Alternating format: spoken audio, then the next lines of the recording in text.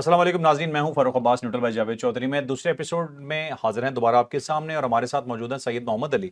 بہت ہی important episode ہے اور ہم ڈسکس کرنے والے ہیں فلسطین کے مسئلے کو کمپلیٹلی یہاں پہ کہ فلسطین کے ساتھ ہونے کیا جا رہا ہے، کیا فلسطین کو خدا نہ خواستہ کو بہت بڑا نقصان ہونے جا رہا ہے، یہ بھی بات کریں گے۔ اور یہ بھی بات کریں گے جو پاکستان اور انڈیا کے درمیان ٹینشنز چل رہی ہیں، کیا یہ کوئی ایک نئی وار کا سبب بن سکتی ہیں؟ کیا انڈیا کی نیت ٹھیک ہے؟ پاکستان کیا سوچ کے بیٹھا ہے؟ یہ بھی ڈیٹیل سے بتائیں گے۔ اور ایک اور بہت بڑا موو ہو رہا ہے آپ کے اس ریجن میں، ابھی آپ کو میں ٹاپک نہیں بتا رہا، لیکن آگے جا کے آپ جانیں گے تو یقیناً آپ کو اس کے اوپر بھی حیرانگی ہوگی کہ یہ ہو کیا رہا ہے پاکستان کے اندر اور پاکستان کے ہمسایہ ممالک کے اندر، تو یہ بھی جانیے گا اسی ایپیسوڈ میں۔ تو سید محمد علی صاحب سے سب سے ہم پہلے پوچھتے ہیں فلسطین کے حوالے سے کہ یہ جو 20 پوائنٹ ایجنڈا تھا یہ تھا کیا؟ یہ ڈرافٹ پاکستان کا تھا، کس کا تھا؟ اس کے بعد جس طرح سے ہم نے اسے بیک آف کیا، کیا وہ ٹھیک تھا؟ اور فلسطین کے ساتھ کیا ہوگا؟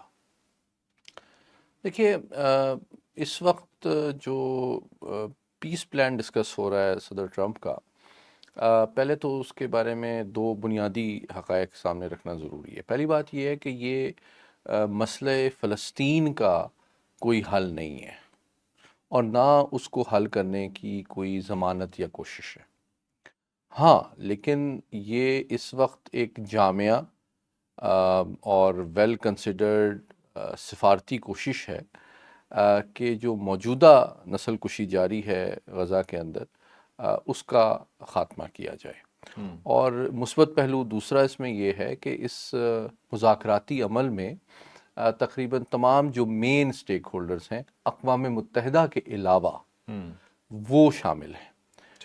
اس میں فلسطین کی حکومت جو ہے، محمود عباس ہو گئے، حماس ہو گئی، اور عرب اور مسلم دنیا کے اہم ترین ممالک ہو گئے، اور صدر ٹرمپ جو کہ امریکہ کے صدر ہیں، اور انڈائریکٹلی ان کا رابطہ جو ہے وہ بنجامن نتنیاہو سے بھی ہے۔ تو اس پورے عمل میں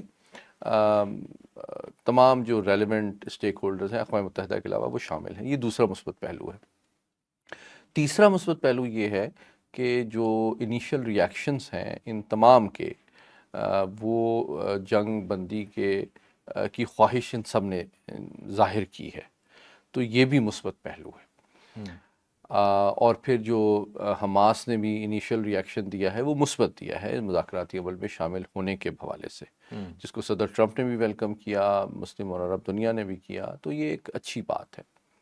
اب ہم آتے ہیں اس کے دوسری جانب، وہ حقائق کیا ہیں جو کہ اس کی کامیابی کے راستے میں کچھ چیلنجز تو درپیش ہیں، وہ کیا ہے؟ چیلنجز، سب سے بڑا یہ چیلنج ہے کہ صدر ٹرمپ جو ہے ان کا کیا انٹرسٹ ہے اس پورے پلان میں۔ ان کے کئی انٹرسٹ ہیں، لیکن سب سے بڑا اور frankly speaking immediate interest in کا یہ ہے کہ آنے والے ہفتے میں آپ جانتے ہیں کہ نامینیشنز فائنل ہونی ہیں نوبل پیس پرائز کی، تو وہ سب سے پہلے یہ چاہتے ہیں کہ فوری طور پر اس کا اعلان ہو جائے تاکہ وہ ایلیجیبلٹی کرائیٹیریا جو ہے اس پہ پورے اتریں اور یقینی بنائیں اپنے نوبل امن انعام کو، جس کے لیے پاکستان نے بھی ان کو نامینیٹ کیا ہے۔ تو ٹھیک ہے، ان کو حق حاصل ہے ایسا کرنے کا۔ لیکن کیا مسئلہ فلسطین جو کہ تقریباً 77 سال پرانا مسئلہ ہے، وہ اتنی عجلت میں فوری طور پہ حل کیا جا سکتا ہے؟ میں سمجھتا ہوں پاکستان کے جو سفیر ہیں اقوام متحدہ میں، انہوں نے 2 دن پہلے بڑی ایک اہم اسٹیٹمنٹ دی۔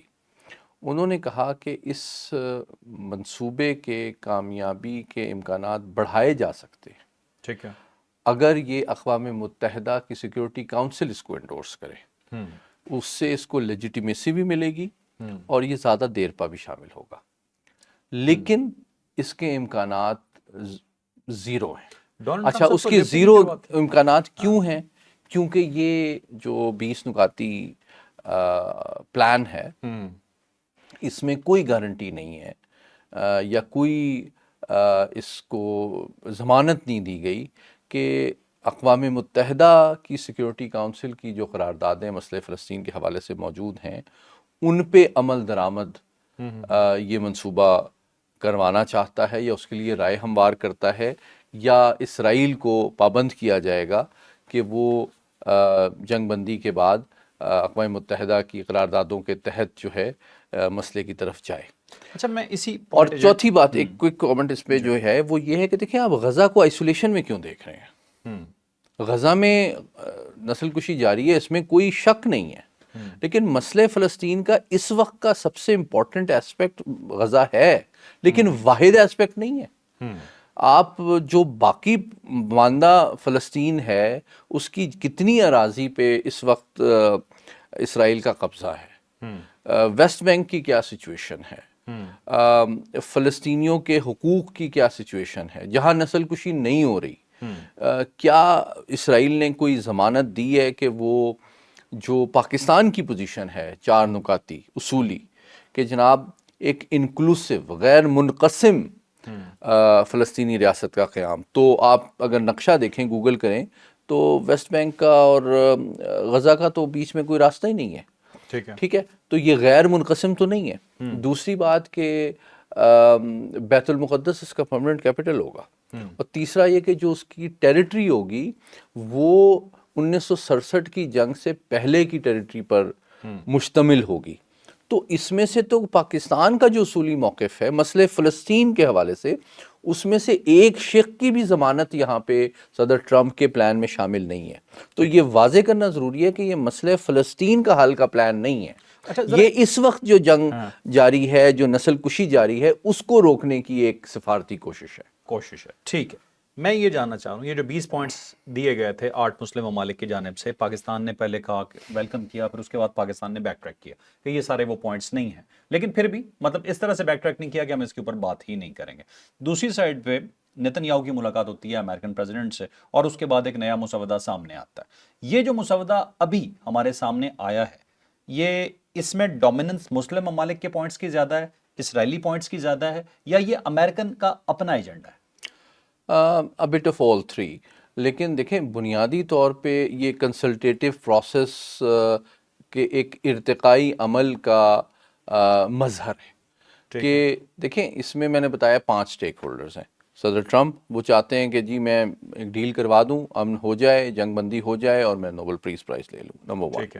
نمبر 2 یہ کہ جناب نتن یاہو صاحب جو کہ 2 سال سے 67,000 فلسطینی جانوں کے ذمہ دار ہیں ان کے ضیاع کے، وہ اور ان کا سیاسی مستقبل یہ ایک امپورٹنٹ فیکٹر ہے کہ اس جنگ کو وہ مطلب مسئلہ فلسطین کے اسرائیل کی ٹرمز پہ حل کی طرف پیش رفت کے طور پہ دیکھ رہے ہیں، کہہ رہے ہیں کہ میں نے تو وہ کچھ کیا ہے جو آج تک تاریخ میں کسی اسرائیلی لیڈر نے نہیں کیا۔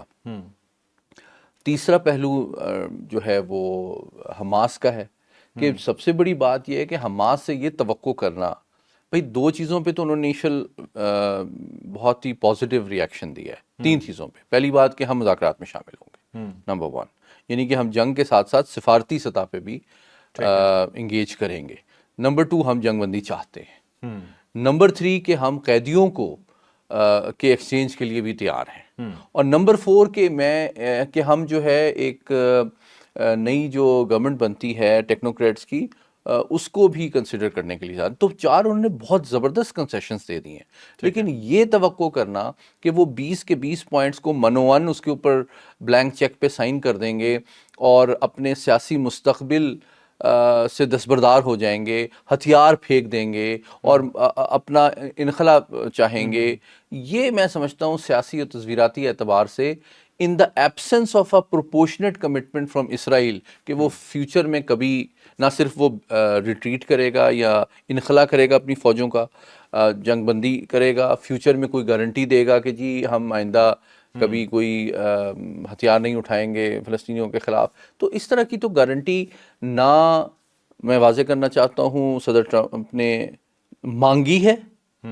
اور نہ نتن یاہو صاحب نے دی ہے، تو ان کی ایبسنس میں یہ توقع کرنا کہ حماس اپنے آرمڈ سٹرگل کے UN ریکوگنائزڈ رائٹ سے دستبردار ہو جائے گی، یہ میں سمجھتا ہوں غیر حقیقت پسندانہ پوائنٹ ہے، اور اس کے لیے اور یہ وہ سٹیکنگ پوائنٹ ہے جس کی وجہ سے میں سمجھتا ہوں کہ پاسبل ہے کہ یہ تمام تر امید اور کوششوں کے باوجود کچھ مسائل اس ڈیل میں ہوں، کیونکہ آخری اطلاعات کے مطابق جو صدر ٹرمپ نے اتوار کی شام کو جو آخری وارننگ دی ہے حماس کو، وہ یہ دی ہے کہ جناب اگر آپ سیاسی اور فوجی صلاحیت سے اور مستقبل سے دستبردار نہیں ہوتے تو ہم آپ کو مکمل طور پہ تباہ کر دیں گے۔ ٹھیک ہے، تو اس کا مطلب یہ ہے کہ اسرائیل اور امریکہ کے جو سیاسی اور تصویراتی اہداف ہیں فلسطین کے حوالے سے، حماس کے حوالے سے، وہ یکساں ہیں، صرف ان کی اپروچ اور پالیسی اور حکمت عملی مختلف ہے۔ ٹھیک ہے، بس آخری کامنٹ اس ٹاپک پہ میں آپ سے یہ لینا چاہتا ہوں کہ مجھے بتائیے اگر حماس دستبردار ہو جاتا ہے فلسطین سیکیور ہو پائے گا؟ میں سمجھتا ہوں کہ جو تاریخ کا ایک میں طالب علم ہوں، ادنا سا 5000 سال کی تاریخ دیکھیں تو دیکھیں عالمی قانون کے بارے میں کہا جاتا ہے کہ عالمی قانون مکڑی کا وہ کمزور جالا ہے جس کو ایک مضبوط تو رون ڈالتا ہے، لیکن کمزور جو کیڑے مکوڑے ہیں وہ پھنس جاتے ہیں اس میں۔ تو عالمی قانون بھی کچھ اسی قسم کا ہے۔ دیکھیں کوئی عالمی ادارہ، عالمی قانون اور فورم جو ہے، تمام تر کنڈمنیشن اور تنقید کے باوجود اسرائیل کو ایکسپینشنزم سے، جارحیت سے، انسانی حقوق کی خلاف ورزیوں سے باز رکھنے میں تو کامیاب ابھی تک نظر نہیں آیا۔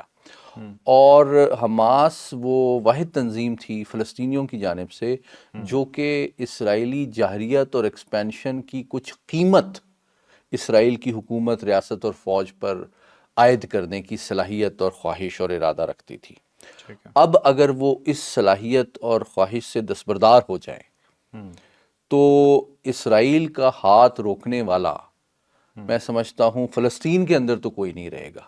ٹھیک ہے، اور ایسے وقت میں جبکہ اسرائیل کے اوپر نہ کوئی امریکی دباؤ ہے اور نہ کوئی عرب یا اسلامی ملک فوری طور پہ اس کے خلاف اس کے ایکسپینشن اور جارحیت کو فوجی اعتبار سے قوت بازو سے روکنا چاہتا ہے، میں نہیں سمجھتا کہ جو امکانات ہیں مسئلہ فلسطین کے پرامن اقوام متحدہ کی قراردادوں یا فلسطینی عوام کی خواہشات کے مطابق حل کی جانب بڑھنے کے میں زیادہ روشن نہیں دیکھ رہا۔ البتہ آزادی اور زندگی کے درمیان اس وقت جو ہے ان کے پاس ایک بہت ہی تکلیف دہ چوائس ہے کہ آزادی کی تو اس وقت کوئی ان کی ضمانت نہیں ہے، لیکن زندہ رہنے کا حق شاید حماس کے ہتھیار پھینکنے یا سیاسی مستقبل سے دستبردار ہونے کی شکل میں کچھ وقت کے لیے ان کو مل جائے۔ بالکل ٹھیک ہے، چلیں۔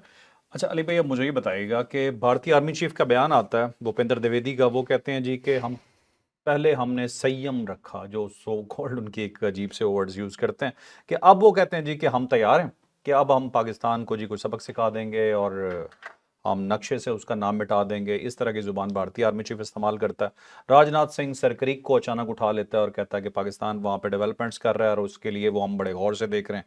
اور امر پریت سنگھ جو اے پی سنگھ ہیں جو ان کے ایئر چیف ہیں، ان کے بیانات بھی آتے ہیں طیارے گرانے کے حوالے سے، آگے پیچھے یہ بیانات شروع ہو جاتے ہیں۔ اس کے بعد کچھ سابق انڈین ڈپلومیٹس ہیں، ان کی طرف سے بھی کچھ باتیں کی جاتی ہیں کہ جیسے اسرائیل اور پاکستان کا کوئی کانفلکٹ شروع ہونے والا ہے، اور پھر پاکستان نے کچھ حالات بھی آپ نے دیکھا کہ اچانک کشمیر کے اندر بھی کچھ ہمیں اس طرح کی چیزیں نظر آئیں، آلدو کہ بہت سارے لوگ اسے اختلاف بھی کرتے ہیں کہ کشمیر کا تو ان کا جنون ایشو تھا، یہ الگ ایشو تھا، آلدو کہ لاسٹ ٹاپک میں ہم نے ڈسکس بھی کر لیا ہے کہ کچھ نہ کچھ ہمیں محسوس ہو رہا تھا جس طرح انڈیا خوش ہو رہا تھا۔ یہ تمام چیزیں جب آپ دیکھتے ہیں آپ کو کیا لگتا ہے بھارت کے ارادے کیا ہیں؟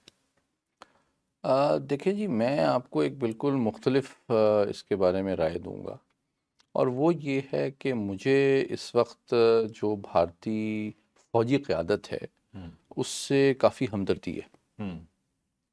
اس کی وجہ یہ ہے کہ ایکچولی اس کی 4 وجوہات ہیں۔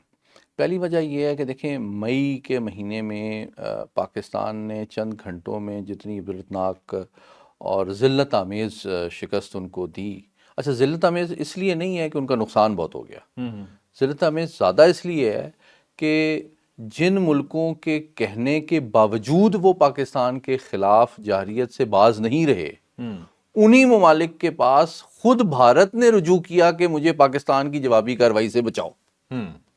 تو یہ صرف تکلیف دہ نہیں تھی ان کے لیے یہ شکست، یہ بہت زیادہ امبیرسنگ تھی ان کے لیے کہ پاکستان، آپ کو یاد کرانا چاہتا ہوں کہ اس کرائسس سے پہلے پاکستان نے تقریباً 100 کے قریب ممالک کو وارن کیا تھا آپ کریڈیبل انٹیلیجنس کی بیسس پہ، جو کہ انفارچونیٹلی صحیح ثابت ہوئی کہ جی بھارت ہم پہ حملہ کرنا چاہتا ہے اس فالس فلیگ آپریشن کے بعد.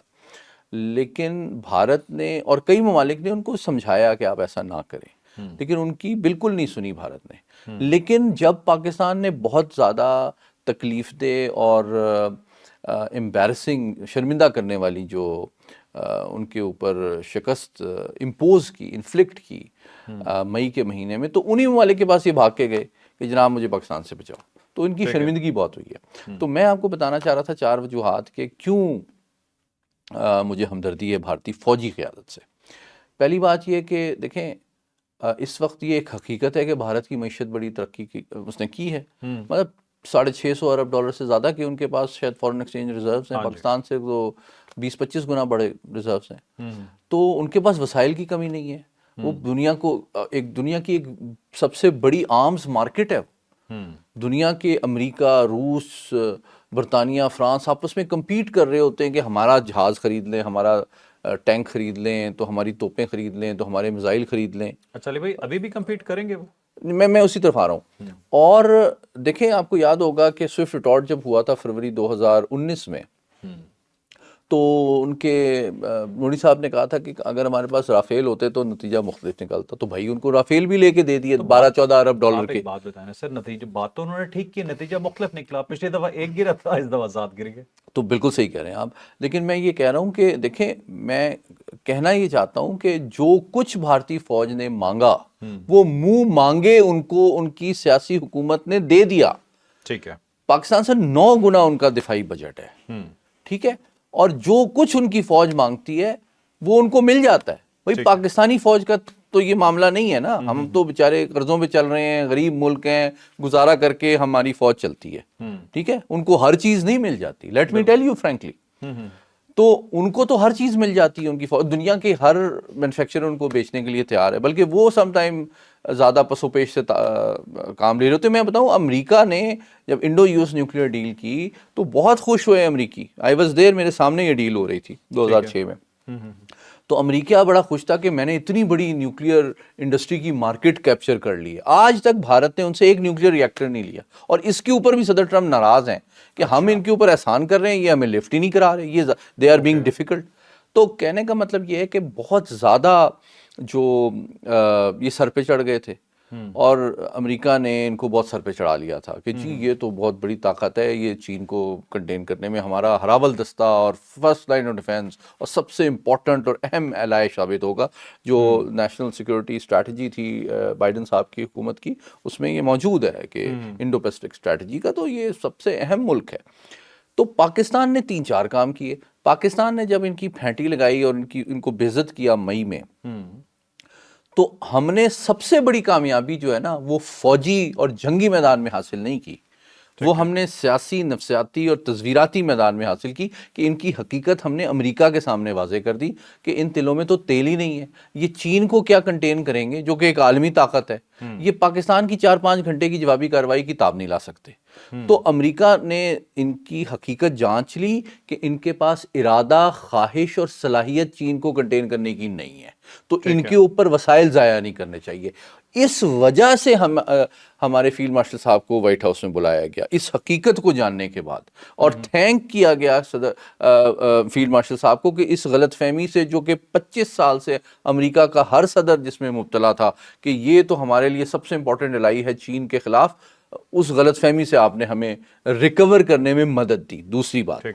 تیسری بات یہ کہ جناب بھارتی فوج کے اندر کئی مسائل ہیں. 2 مسائل میں صرف بتا دیتا ہوں مختصراً. نمبر 1 یہ کہ دیکھیں یہ ایک حقیقت ہے کہ بھارت انتہائی متنوع معاشرہ ہے. سینکڑوں مذاہب اور قومیں اور زبانیں بولنے والے لوگ رہتے ہیں. تو بھائی ان کی جو ہر ریاستی ادارہ انکلوڈنگ فوج میں بھی ہر قومیت کے لوگ ہیں. تو جب اگر آپ کی سیاسی حکومت آپ کو استعمال کرے مائنورٹیز کی ایکسپلوٹیشن، ان پہ ظلم کرنے کے لیے، چاہے وہ کشمیری ہوں، دلت ہوں، سکھ ہوں، عیسائی ہوں، تو اس فوج کا ڈسپلن اور مورال کی کیا حالت ہوگی. کیونکہ وہ اگر ان کو خود پتا ہے کہ میں کوئی ملک کے لیے جان نہیں دے رہا، میرا کیریئر جو بن رہا ہے، میری پروموشنز جو ہو رہی ہیں، میرا کیریئر جو آگے جا رہا ہے، لوگوں کے اوپر ظلم کر کے جا رہا ہے، ٹھیک ہے، اور تو کیا اس کمیونٹی میں آپ کی عزت ہوگی؟ تیسری بات کہ آپ کے ملک کے جو فوجی افسر، پائلٹس اور جوان پاکستان کے خلاف جنگ لڑتے ہوئے جان دیتے ہیں، ان کو بھی کوئی ایوارڈ نہیں دیا جاتا، ان کو بھی ریکوگنائز نہیں کیا جاتا، ان کو بھی کمپنسیٹ نہیں کیا جاتا۔ مودی صاحب اپنی عزت اور سیاست بچانے کے لیے ان کو چھپا دیتے ہیں۔ وہ پائلٹس جنہوں نے جان دی ہے رافیل کے اڑاتے ہوئے پاکستان کے خلاف، ان کو ابھی تک نہ انڈین ایئر فورس کی لیڈرشپ نے اور نہ سیاسی لیڈرشپ نے ریکوگنائز اور ایوارڈ کیا۔ بھئی انہوں نے جان دی ہے پاکستان کے خلاف، تو ان کو ریکوگنائز کریں، اپریشیٹ کریں آپ۔ ابھی نندن صاحب جو تھے، انہوں نے تو کوئی جہاز نہیں گرایا تھا، ان کو آپ نے ہائیسٹ ایوارڈ دے دیا۔ تو جس شخص نے جان دی ہے پاکستان کی فضائیہ سے لڑتے ہوئے، اس کو کیوں نہیں آپ ریکوگنائز اور اپریشیٹ کر رہے؟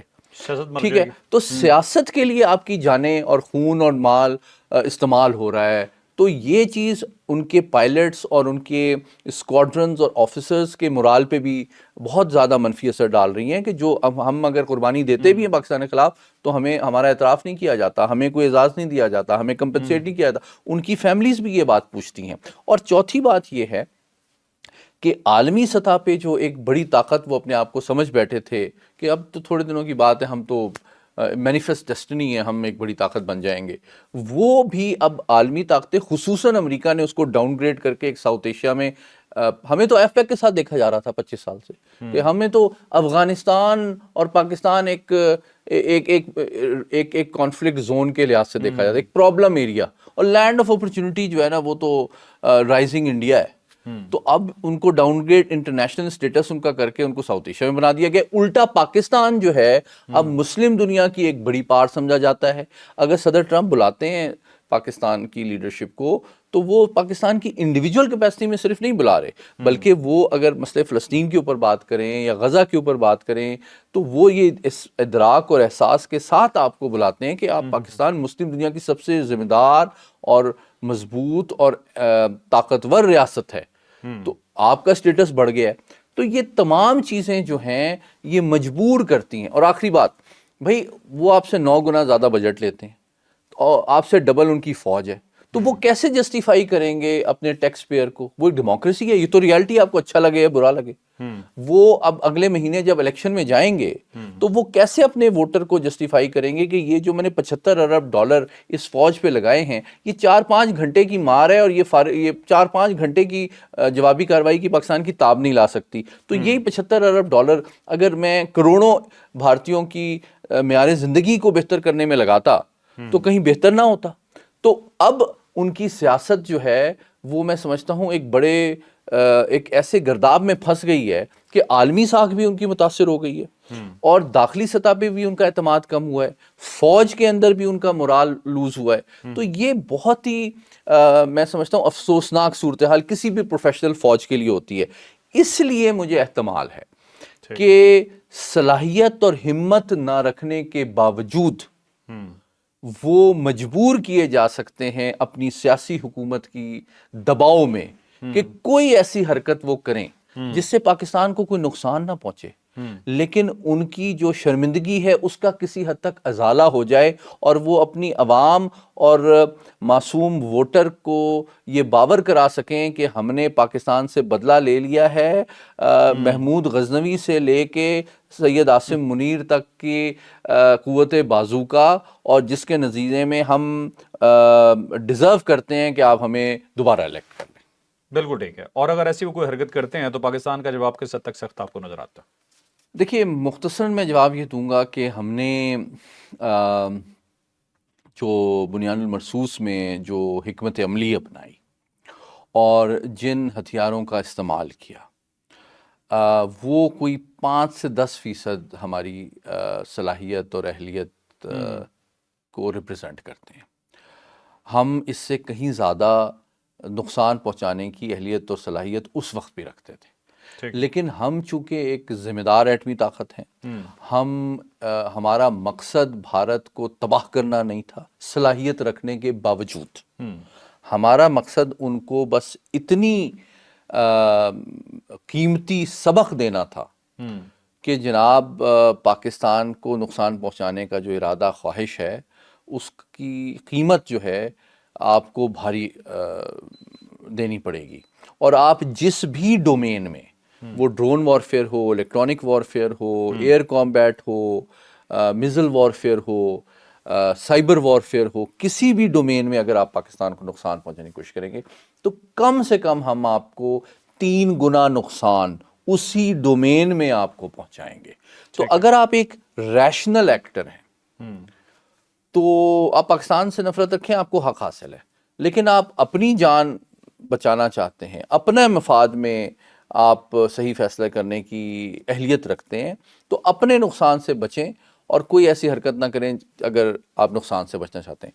تو اگر دوبارہ کسی قسم کی جارحیت ہوتی ہے تو جو میں نے 5-6 ڈومینز آپ کو گنوائی ہیں، missile warfare, cyber warfare, electronic warfare, air combat, یا ایون میری ٹائم کو بھی میں شامل کر لوں یا اسپیس کو شامل کر لوں، تو ہم کم سے کم جو ہے نا اس سے سمجھیں کہ 10 گنا زیادہ نقصان پہنچانے کی صلاحیت رکھتے ہیں اور ہر وقت تیار ہیں۔ ہم نے اس صلاحیت کو مکمل طور پہ استعمال نہیں کیا، صرف اس لیے کہ کہیں ہم چونکہ بھارتی عوام کے دشمن نہیں ہیں، ہم ان کو نقصان نہیں پہنچانا چاہتے، ہم صرف ان کی ریاست اور فوج اور قیادت کو یہ یقین دلانا چاہتے ہیں کہ آپ کو بہت زیادہ نقصان اٹھانا پڑے گا اگر آپ پاکستان کے دست و بازو کو آزمائیں گے۔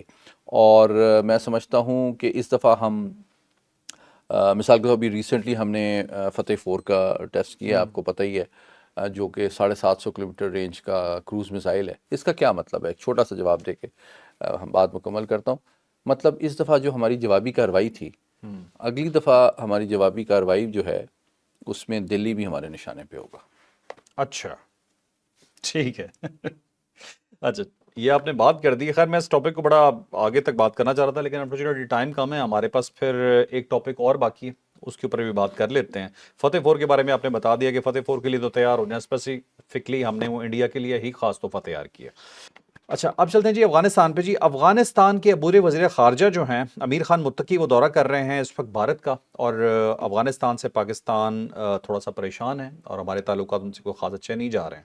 آپ کو کیا لگتا ہے اس تعلق سے جو بھارت کا اور افغانستان کا، پاکستان کو کتنا پریشان ہونے کی ضرورت ہے؟ دیکھیے میں سمجھتا ہوں کہ پچھلے جو 4 سال کا تجربہ ہے پاکستان کا، وہ کافی تکلیف دہ ہے، کیونکہ پاکستان نے افغان بہن بھائیوں کی زندگی کی بحالی اور عالمی طور پہ ریکگنیشن کے لیے بہت زیادہ سفارتی کوششیں بھی کیں، اور ہم نے 45 سال میں جتنا ان کے لیے ہاسپٹیلٹی کا مظاہرہ کیا دنیا میں کسی نے نہیں کیا۔ تو ہمیں جتنی تکلیف اس بات سے ہوئی کہ پچھلے 4 سال میں جتنی زیادہ دہشت گردی افغانستان کی ٹیریٹری سے ہمارے ملک میں ہوئی ہے، پچھلے وار اینڈ ٹیرر میں بھی شاید نہیں ہوئی تھی۔ تو ہم نے ڈیفینیٹلی عالمی سطح پہ، علاقائی سطح پہ، دو طرفہ سطح پہ سفارتی ذرائع سے کابل انتظامیہ کو یہ باور کرانے کی کوشش کی کہ یہ آپ کے مفاد میں نہیں ہے، آپ کو رسپانسبلی بیہیو کرنا چاہیے، اور انڈیا کی جو دہشت گرد پراکسیز ہیں ان کے لیے اپنی سپیس کم کرنی چاہیے۔ لیکن بدقسمتی سے انہوں نے ابھی تک ایسا کیا نہیں ہے، بلکہ یوں لگتا ہے کہ وہ متبادل پاور سینٹرز سے انگیج کر رہے ہیں، جس میں نیو دہلی بھی شامل ہے، تاکہ وہ پاکستان کو یہ سگنل کریں کہ ہمارے پاس اور آپشنز بھی ہیں۔ تو میں یہ سمجھتا ہوں کہ پاکستان کے لیے بہت ضروری ہے کہ ہماری جو فارن پالیسی ٹورڈز افغانستان ہے وہ ایک بیلنس شو کرے، جس میں کیرٹ بھی ہو اور سٹک بھی ہو۔ اور کیرٹ یہ ہے کہ ہم جو چین کے ساتھ مل کے سی پیک کو ایکسٹینڈ کرنے کی بات کر رہے ہیں، وہ اربوں ڈالر کی انویسٹمنٹ ہے جو کہ افغانستان میں جائے گی، اور جس کا فائدہ افغان حکومت اور افغان عوام کو ہوگا ترقی خوشحالی کے نتیجے میں۔ اور ساتھ ہی ساتھ جو ازبکستان پاکستان افغانستان کی ریلوے لائن کی بات ہے، اس کے ذریعے سے سینٹرل ایشیا کو اگر آپ ہم سے لنک کریں گے تو بہت زیادہ تجارت میں اضافہ ہوگا۔ تو باٹم لائن یہ ہے کہ پاکستان بہت ٹینجبل لیوکریٹو انسینٹیوز دے رہا ہے کابل کو کہ جناب اگر آپ سٹیبل ذمہ دار ریاست کے طور پہ کنیکٹیوٹی خوشحالی کے سفر میں شامل ہوتے ہیں تو آپ کو اس کا بہت فائدہ ہوگا. تو آپ صرف بھارتی پراکسیز کی سرپرستی کے نتیجے میں جو تھوڑی بہت آپ کو معاشی امداد نئی دلی سے ملتی ہے اس کے مقابلے میں آپ کو زیادہ فائدہ ہوگا پاکستان اور چین کے ساتھ امن کے سفر میں شریک ہو کے, اور اس کے ساتھ ہی ساتھ آپ کے عوام کو بھی فائدہ ہوگا, آپ کا انٹرنیشنل امیج بھی بہتر ہوگا, اور آپ کو ریکوگنیشن کے معاملات میں بھی ایک زیادہ ذمہ دار اور باوقار ریاست کے طور پہ سمجھا جائے گا. بالکل ٹھیک ہے جی. تو ناظرین یہ تھا آج کا اسپیشل ویلاگ. آج ہم نے کوشش کی کہ خبروں کے علاوہ آپ کو ذرا کوئی ڈیپ انالیسس دیا جائے چیزوں پہ. امید ہے آپ کو ویلاگ پسند آیا ہوگا. لائک شیئر سبسکرائب کرنا بالکل نہیں بھولیں گے. اجازت دیجیے. اللہ حافظ. پاکستان زندہ باد.